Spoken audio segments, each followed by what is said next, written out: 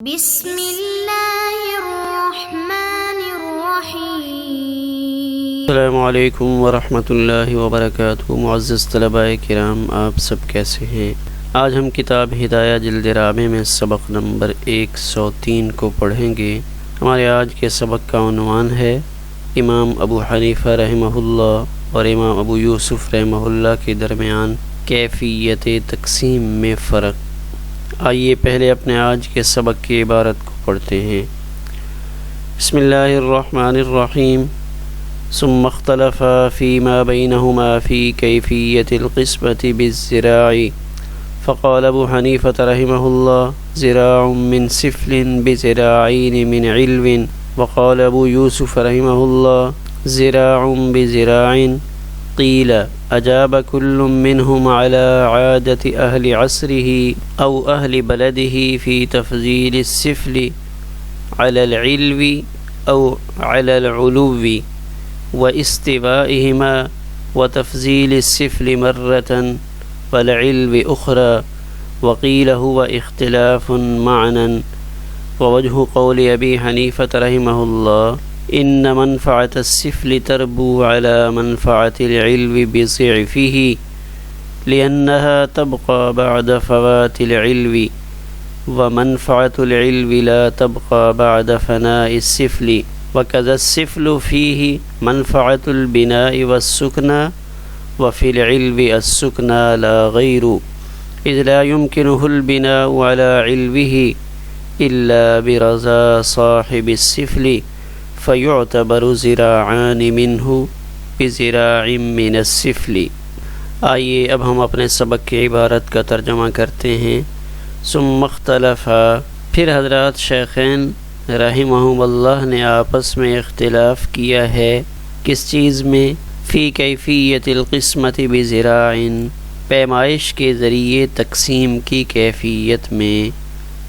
فقال ابو حنیفہ رحمہ اللہ، چنانچہ امام ابو حنیفہ رحمہ اللہ نے فرمایا کہ سفل کا ایک زرا علو کے 2 زرا کے بدلے میں ہوگا۔ وقال ابو یوسف، اور امام ابو یوسف رحمہ اللہ نے فرمایا کہ سفل کا ایک زرا علو کے 1 زرا کے برابر ہوگا۔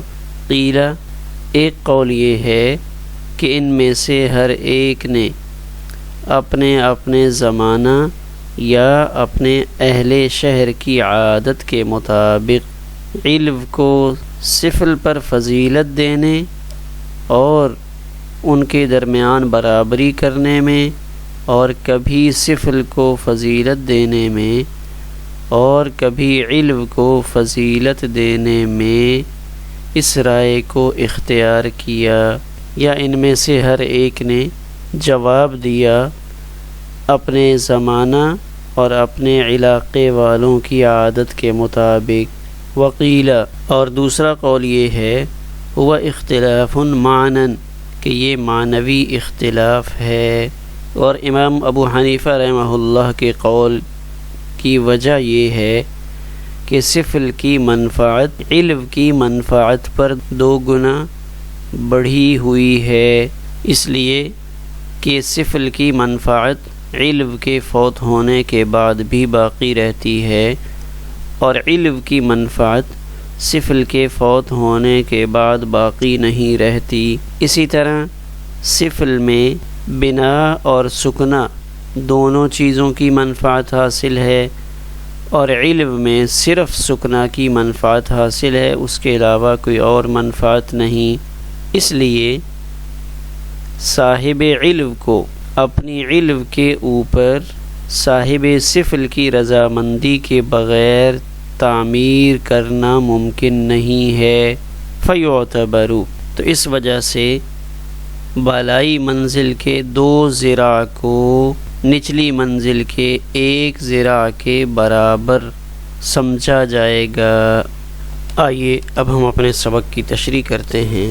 ہمارے آج کے سبق کا تعلق بھی گزشتہ سبق کے ساتھ ہے، اور گزشتہ سبق میں 3 گھر ان کی تقسیم کا مسئلہ چل رہا تھا۔ ایک وہ گھر جس میں صرف بالا خانہ مشترک ہو، ایک وہ گھر جس میں تحتانی منزل مشترک ہو، اور ایک وہ گھر جس میں اوپر نیچے کی دونوں منزلیں مشترکہ ہوں، تو ان کی تقسیم کس طرح کی جائے گی؟ تو ہم نے اپنے گزشتہ سبق میں یہ قول پڑھا تھا کہ امام محمد رحمہ اللہ فرماتے ہیں کہ قیمت کے لحاظ سے تقسیم کیا جائے گا، کہ صرف پیمائش نہیں ہوگی بلکہ پہلے قیمت لگائی جائے گی، قیمت لگانے کے بعد پھر پیمائش کے پہلو کو دیکھا جائے گا، جبکہ حضرات شیخین رحمہم اللہ نے زراع کے پہلو کو اختیار کیا جائے گا کہ ان گھروں میں چونکہ اصل زمین ہے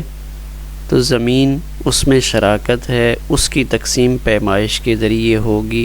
تو پیمائش والے قول میں تو دونوں حضرات متفق ہیں، لیکن اختلاف کس چیز میں ہے؟ اوپر اور نیچے کی منزل میں، بالا خانے میں اور تحتانی منزل میں، ان دونوں حضرات کی رائے میں فرق ہے۔ اسی فرق کو یہاں سے ذکر کر رہے ہیں۔ ثم اختلف فیما بینہما، پھر امام ابو حنیفہ اور امام ابو یوسف رحمہ اللہ نے اختلاف کیا آپس میں، کس چیز میں؟ فی کیفیت القسمت بالزراع، زراع کا یہاں پہ الف چھوٹ گیا ہے، زراع کے ذریعے تقسیم کیسے کریں گے؟ اوپر نیچے دونوں میں زراع برابر ہوں گے یا فرق ہوگا؟ تو اس پہلو سے اختلاف ہوا۔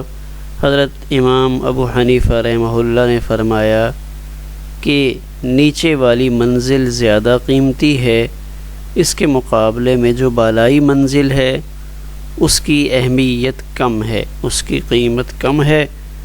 اس وجہ سے امام ابو حنیفہ رحمہ اللہ نے یہ قول اختیار فرمایا، زراع من سفل بزراعین من علو، کہ نچلی منزل کا ایک زرع چونکہ زیادہ مہنگا ہے، زیادہ قیمتی ہے، اس لیے اگر کسی کو نچلی منزل والے کے مقابلے میں بالائی منزل میں زرع دیے جا رہے ہیں، تو اگر اس سے نچلی منزل میں ایک زرع لیا ہے تو اوپر والی منزل میں اس کو اس کے بدلے میں 2 زرع دیے جائیں گے۔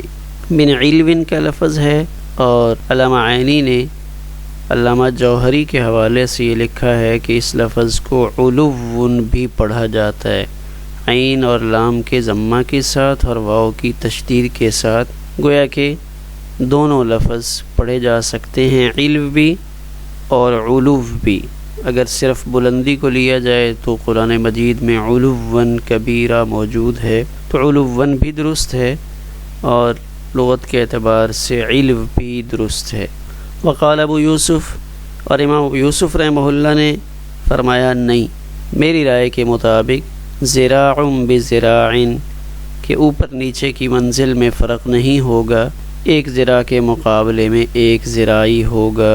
اب یہ اختلاف کیوں ہوا؟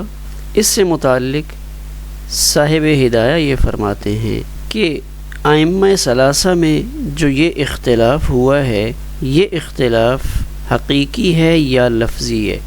تو اس پر مختلف آراء پیش کی گئیں۔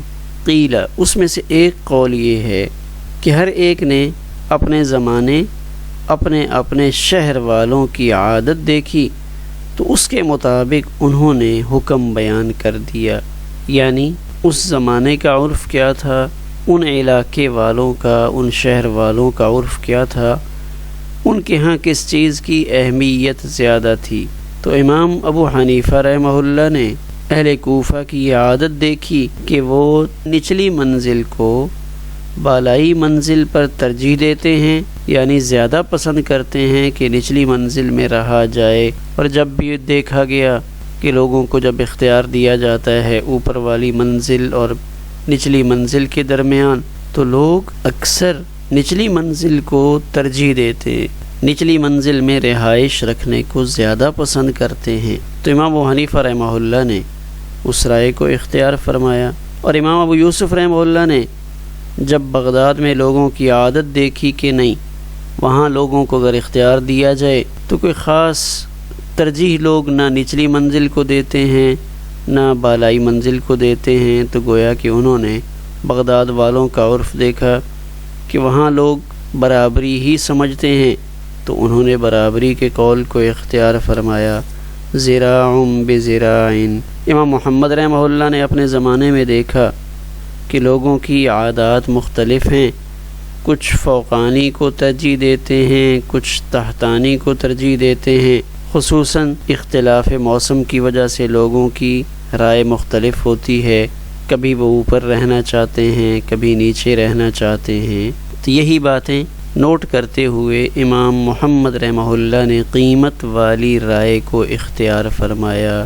تو اسی کا تذکرہ یہاں سے دیا جا رہا ہے کہ یہ اختلاف کیوں ہوا، حقیقی ہے یا اختلاف لفظی ہے جو تغیر آثار پر مبنی ہے، یعنی زمانہ بدلنے سے ان چیزوں کی اہمیت میں، حیثیت میں فرق ہو جاتا ہے، تو لہذا اس چیز کو یہاں بیان فرمایا، یعنی اس اختلاف میں کوئی ایسی وجہ نہیں ہے جس کو مستقل علت قرار دیا جائے یا حقیقی وجہ بتائی جائے کہ اس کی حقیقی وجہ یہی ہے جو ہمیشہ ایک ہی رہے گی، ایسا نہیں ہے۔ اجاب کل منہم، ان شخصیات میں سے ہر ایک نے جواب دیا، علی عادت اہل عصرہ، اپنے اہل عصر زمانے والوں کی عادت کے مطابق، او اہل بلدہ، یا اپنے شہر والوں کی عادت کے مطابق۔ کس چیز میں؟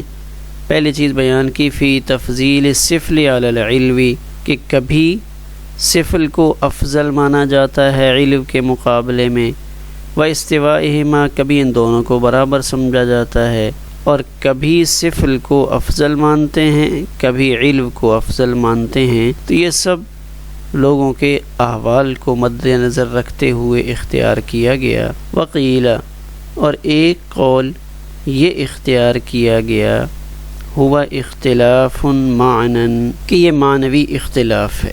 تو فی تفضیل السفل علی العلم میں امام ابو حنیفہ رحمہ اللہ کی دلیل کی طرف اشارہ ہے، استوائہما میں امام ابو یوسف رحمہ اللہ کی دلیل کی طرف اشارہ ہے، اور تفضیل السفل مرتن والعلم اخرى، چونکہ اس میں کبھی سفل اہمیت والی ہوتی ہے، کبھی علم کی اہمیت بڑی ہوئی ہوتی ہے، تو یہ امام محمد رحمہ اللہ کے قول کی طرف اشارہ ہے۔ ووجہ قول ابی حنیفہ رحمہ اللہ، امام ابو حنیفہ رحمہ اللہ کے قول کی دلیل یہ ہے، امام صاحب نے کیوں اختیار کیا، کوئی ظاہری وجہ بھی تو ہوگی، تو اس ظاہری وجہ کی طرف صاحب ہدایہ اشارہ فرما رہے ہیں کہ امام صاحب نے دیکھا کہ ان منفعت السفل تربو علی منفعت العلم بضعفہ، کہ نچلی منزل کی منفعت بالائی منزل کے مقابلے میں کئی گنا بڑی ہوئی ہے۔ تربو کیوں بڑی ہوئی ہے؟ ربا یربو سے، لأنہا تبقى بعد فوات العلم، اس لیے یہاں دو باتوں کی طرف امام ابو حنیفہ رحمہ اللہ نے اشارہ کیا کہ دو وجہ سے نچلی منزل زیادہ اہمیت کی حامل ہے۔ پہلی وجہ یہ بیان کی کہ نچلی منزل تبقى بعد فوات العلم، اگر بالائی منزل گر بھی جائے تو تب بھی نچلی منزل باقی رہتی ہے، جبکہ اس کے مقابلے میں اگر نچلی منزل گرے تو بالائی منزل کی منفعت تو باقی نہیں رہتی۔ منفعت العلم لا تبقى بعد فناء السفل، جب آپ نچلی منزل کو گرا دیں گے تو بالائی منزل والا کیسے اپنے حصے کو برقرار رکھے گا؟ تو بقا کی طرف اشارہ کیا۔ اور دوسری وجہ وَكَذَا السِّفْلُ فِيهِ مَنْفَعَةُ الْبِنَاءِ وَالسُّكْنَةِ، کہ نچلی منزل میں مزید تعمیر بھی کر سکتا ہے اور ساتھ رہائش بھی ہے، یعنی سکنا بھی ہے جیسے اوپر والی میں تھا، لیکن نیچے سکنا کے ساتھ ایک اور چیز ہے، وہ ہے بنا، کہ نچلی منزل والا اپنے گھر کے اندر مزید تعمیر بھی کر سکتا ہے۔ وَفِي الْعِلْوِ السُّكْنَى لَا غَيْرُ، جبکہ بالائی منزل میں صرف رہائش رکھی جا سکتی ہے، تعمیر نہیں کی جا سکتی۔ اذ لا يمكنه البناء على علوه، آگے اس کی وجہ بھی بیان کر رہے ہیں کہ یہاں سے یہ تو لگتا ہے کہ جیسے نچلی منزل والا اپنے حصے میں مزید تعمیر کر سکتا ہے تو بالائی منزل والے کو بھی اختیار ہے کہ وہ بھی اپنے اس حصے میں اوپر کچھ اور بنا لے، اپنی چھت کے اوپر مزید تعمیر کر لے۔ تو یہاں اس ضابطے کی طرف اشارہ کر رہے ہیں کہ نہیں، اذ لا يمكنه البناء على علوه، الا برضا صاحب السفل، کہ جو بالائی منزل والا ہے وہ نچلی منزل والے کی اجازت کے بغیر اوپر مزید تعمیر نہیں کر سکتا۔ بالا خانے والا یہ کہے کہ میں تو اس کے اوپر اپنا ایک اور گھر بنا لیتا ہوں یا اس کے اوپر کچھ کمرے بناتا ہوں، تو اس کی اجازت جب تک تحتانی منزل والا نچلی منزل والا نہیں دے گا، اوپر والے کو ایسا کرنے کا اختیار نہیں ہے۔ تو ان دو چیزوں کی طرف اشارہ کیا اور پھر فرمایا فَيُعْتَبَرُ ذِرَاعَانِ مِنْهُ بِذِرَاعٍ مِنَ السِّفْلِ، کہ نچلی منزل کے ایک ذراع کے مقابلے میں بالائی منزل کے 2 ذراع کو معتبر سمجھا جائے گا۔ یعنی اس نقشے میں دیکھیں یہ 3 قسم کے مکانات ہیں۔ یہاں نچلی منزل میں احمد اور حماد شریک ہیں، یہاں احمد اور حماد بالائی منزل میں شریک ہیں، یا دونوں منزلوں میں شریک ہیں۔ تو اب یہاں اس گھر کے اندر یہ نچلی منزل ہے۔ امام ابو حنیفہ رحمہ اللہ فرماتے ہیں کہ یہ والا حصہ احمد کو دے دیا جائے، یہ نچلی منزل ساری احمد کو دے دیں، اور اس کے مقابلے میں یہ بالائی منزل حماد کو دے دیں۔ اس دوسرے گھر میں بالائی منزل حماد کو دے دیں۔ تو کہتے ہیں یہاں 25 کے مقابلے میں 50 گز احمد کے مقابلے میں حماد کو دینا پڑے گا۔ یعنی اس نچلی منزل میں جتنی زمین ہے، جتنی جگہ ہے، اس سے دگنی جگہ یہاں اس دوسرے مکان میں حماد کو دینی پڑے گی۔ تو جیسے یہ عرض کیا تھا کہ یہ 10 مرلے کی جگہ ہے، 10 مرلے اوپر ہیں، 10 مرلے نیچے ہیں، اور اس کو ہم فرض کر لیتے ہیں کہ یہ 25 گز ہے، پیمائش سب کی برابر ہے۔ تو 25 گز جگہ یہ ہے، 25 ہی پر یہ بھی بنا ہوا ہے، 25 ہی پر یہ بھی بنا ہوا ہے، یعنی تینوں گھروں کی پیمائش گزوں کے اعتبار سے برابر ہے، 25 گز میں بنے ہوئے ہیں۔ تو امام ابو حنیفہ رحمہ اللہ کی رائے کو اگر دیکھا جائے، وہ یہ فرماتے ہیں کہ نچلی منزل کا 1 گز زیادہ اہمیت کا حامل ہے۔ تو اب امام ابو حنیفہ رحمہ اللہ کی رائے کے مطابق اگر یہ والا حصہ ہم احمد کو دے دیتے ہیں تو اس کے مقابلے میں پھر ہمیں حماد کو 25 گز یہ والا بھی دینا ہوگا اور 25 گز ادھر سے بھی دینا ہوگا، کہ 25 گز کے مقابلے میں اب ہمیں 50 گز حماد کو دینا ہے۔ تو حماد کا 50 گز اس گھر میں تو ہو نہیں سکتا، کہ اس گھر کی جو پیمائش ہے وہ صرف 25 گز بنتی ہے۔ تو اگر اس 25 کو اس 25 کے مقابل رکھا جائے تو امام ابو حنیفہ رحمہ اللہ کے نزدیک یہ مقدار پوری نہیں ہوتی، لہذا حماد کو 25 گز یہ والا ملے گا اور 25 گز اس دوسرے گھر سے ملے گا، جبکہ امام ابو یوسف رحمہ اللہ کے ہاں ایسا کوئی مسئلہ نہیں ہے۔ احمد کو یہ 25 گز، حماد کو یہ 25 گز، اس میں برابری ہو گئی۔ اسی طرح یہاں 25 گز دونوں کا برابر ہے۔ اب یہاں آپ چاہے حماد کو یہ والا دے دیں، احمد کو یہ اوپر والا دے دیں، ان کے نزدیک گزوں کے اعتبار سے تقسیم تو ہو رہی ہے لیکن ویلیو میں کوئی فرق نہیں ہے، اوپر نیچے والے دونوں کی اہمیت یکساں ہے۔ ہمارا آج کا سبق اسی پر مکمل ہوا۔